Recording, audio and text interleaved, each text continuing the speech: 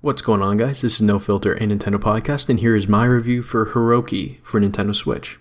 Heroki is a 2.5D side-scrolling action platformer, very much akin to, I'd say, the water levels in Donkey Kong Country Tropical Freeze. It has a very floaty feel to it, but in a good way because you are playing Heroki, a being with a propeller on his head. So basically you're flying around all the levels. There is no jumping, it is just flying.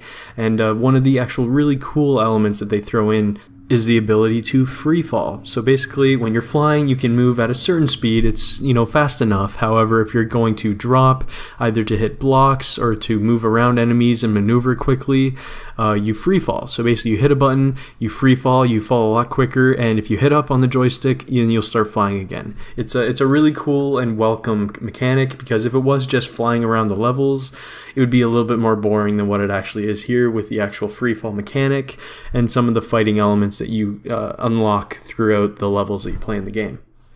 The actual game is gorgeous. I mean, I say it played a lot like Donkey Kong Country Tropical Freeze for the water levels.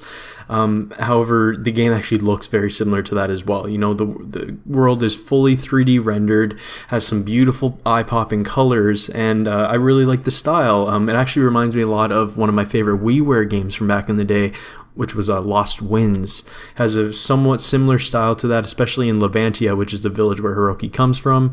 And the game is very gorgeous, as you guys can see in the gameplay here.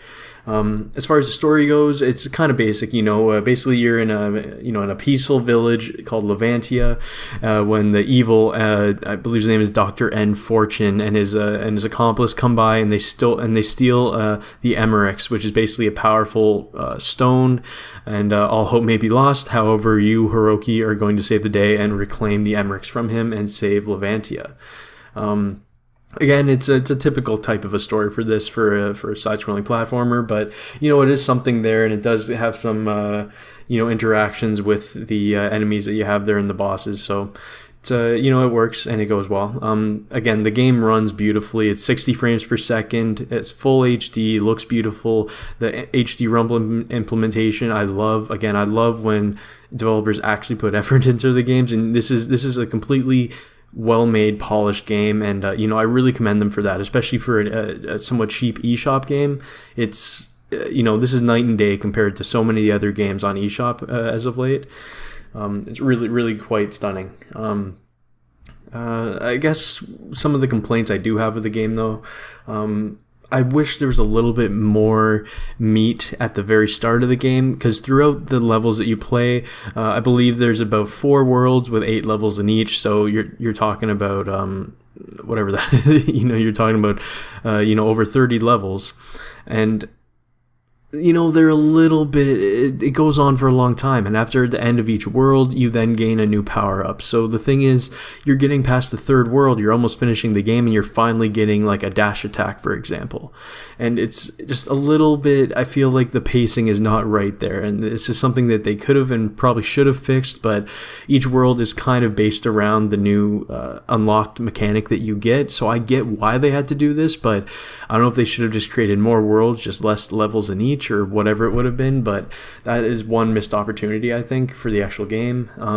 Another something I don't like is one of the second world you're in is very much a water level world, where you're already kind of flying somewhat slow. I think they hit it just kind of in the just right / maybe a little bit too slow for the movement to really feel great going through the whole levels. So like at most times it feels pretty good, but however, as soon as you jump into the water, you even slow down more, and it's just slow, and there isn't as much that you're doing there. You can basically pick up rocks or crates and throw them at enemies, but other than that, it's just kind of maneuvering around, and when you move slow, it just doesn't feel as good and kind of slows down the gameplay. It does make it relaxing though, and it is gorgeous in these water level worlds, but just something about that just didn't really sit right with me when I already thought the game was moving just a tad bit slow, but then when it really slows it down with these levels, it wasn't as enjoyable. You do get all the power-ups and stuff. You have all the things you'd expect from a 2D platformer kind of a game like this. And Yeah, that's pretty much my thoughts about the game. I definitely enjoyed playing through it. I wouldn't say it's like amazing or anything like that. It's nothing revolutionary. However, for a somewhat cheap eShop game, the quality in this game is just unreal, and it just makes you think: how can a game like this, coming from indie developers, Picomi, how can this game come out like this? Yet Nintendo can't release like 10 of these a year. You know what I mean? Like, with the amount of people probably working on this and the amount of quality put into it, it's just something. It just baffles me. It's crazy to think, a game like this for this price and just the quality of it. It's really something special. So those are my thoughts about Heroki.